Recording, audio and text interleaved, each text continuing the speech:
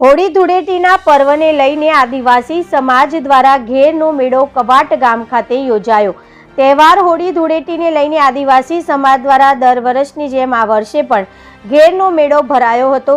છોટાઉદેપુર જિલ્લાના કવાટ તાલુકા સહિત અન્ય જિલ્લા તાલુકાના ગામડાઓના આદિવાસી સમાજના લોકો તેમજ અન્ય લોકો પણ ઘેરના મેળાની માટે મોટી સંખ્યામાં લોકોએ મજા માણી હતી। આદિવાસી સમાજના લોકો ઘેરના મેળામાં આવી આદિવાસી પરંપરાગત મુજબ હોળી ધૂળેટીના પર્વને ઢોલના તાલે નાચગાન કર્યું હતું।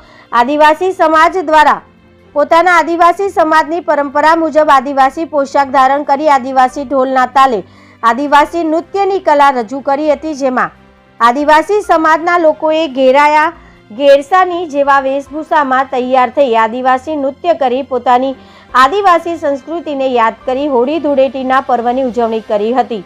ઘેરના મેળામાં ખાણીપીણી તેમજ ઘરવખરી તેમજ કપડાં જેવા સ્ટોલ પણ લગાવવામાં આવ્યા હતા, તેમજ જુદી જુદી વસ્તુની ખરીદી કરતા લોકો નજરે જોવા મળ્યા હતા।